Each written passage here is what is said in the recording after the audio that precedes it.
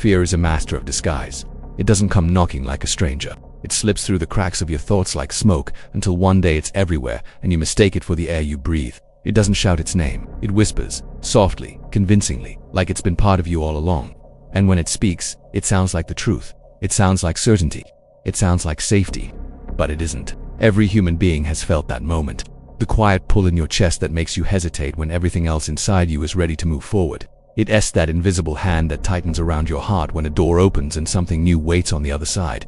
Your brain whispers, "Don't go, oh, something's wrong." And without realizing it, you believe it. You always have, because fear is convincing.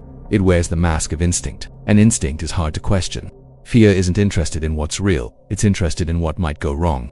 It feeds on shadows, on unfinished thoughts, on everything that hasn't happened yet. And when it starts talking, it speaks with the weight of a prophet.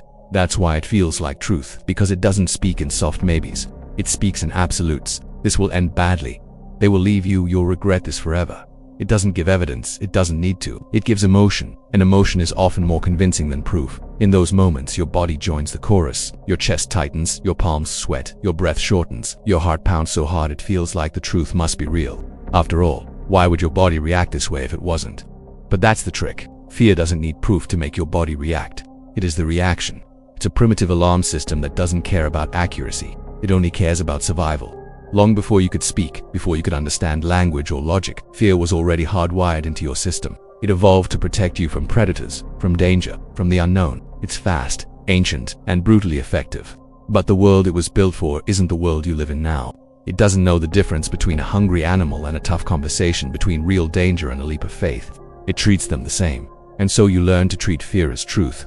The most dangerous thing about fear is not the feeling itself, it's how convincing it is when it's wrong. It doesn't politely suggest you think twice, it tells you to run. It tells you you're not safe. It turns the unknown into a threat, even when it's just possibility. And because it speaks through your heartbeat and your breath and the weight in your stomach, it feels more real than logic. It always has. Think of all the moments in your life when fear whispered its stories, the opportunities you almost took but didn't, the words you wanted to say but swallowed, the steps you wanted to take but froze before. Fear didn't show you the full picture. It showed you the worst-case scenario and wrapped it in the feeling of truth. And in that moment, it was enough to make you stop. This is why fear wins so often. It doesn't need to be right. It just needs to feel right. And feelings have a power logic can rarely match. When your mind is quiet but your chest is loud, your body feels like it knows something your brain doesn't. But the truth is, it's reacting to old code. Ancient wiring that was never updated for the complexity of modern life. Your brain's threat system was built for survival, not accuracy. That's why it doesn't distinguish between actual threat and emotional discomfort. To your nervous system, stepping on a stage to speak can feel like walking into a predator's den. Telling someone the truth can feel like stepping into fire. Asking for what you want can feel like walking off a cliff. None of those things are real danger, but fear doesn't know that, and so you believe it. Because the feeling is loud and logic is quiet. Fear shouts in the language of the body, while truth often whispers in the language of reason. That's why courage isn't the absence of fear. It's the act of not mistaking fear for truth. It's the choice to move even when everything inside you begs you to stay still. Fear is seductive. It tells you it's trying to protect you. It promises safety if you just obey.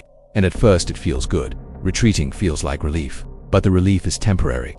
Because the moment you give fear authority, it learns something dangerous, that you'll listen. And once it learns that, it comes back again and again. It grows louder, more convincing, more certain. The tragedy is that so many lives are quietly shaped by fear masquerading as truth. People stay in places they've outgrown, not because they love it, but because leaving feels dangerous. People silence their voices, not because they have nothing to say, but because speaking feels like a risk.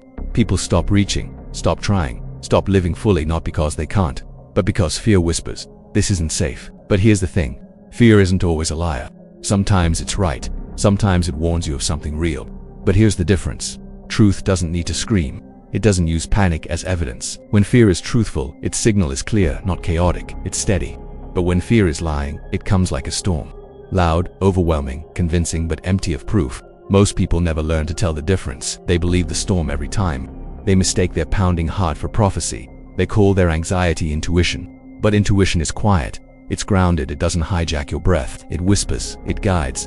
Fear, on the other hand, floods you with noise until it drowns everything else out. There is a moment, a crucial moment, right between the spark of fear and the reaction. It's small, fragile, often overlooked. But if you can find it, if you can pause there even for a heartbeat, something changes. You begin to notice the difference between feeling something and knowing something. That's where you reclaim your power, not by killing fear, but by refusing to worship it as truth. Your mind will always produce fear. It's not your enemy. It's an old alarm system doing its job too well. But you don't have to give it control. You can learn to look it in the eye and say, I hear you, but you don't decide for me. That is the quiet rebellion against the illusion fear sells. Every great change, every real leap, lives on the other side of that pause. The moment you realize the feeling is not the fact, the panic is not the prophecy, the fear is not the truth.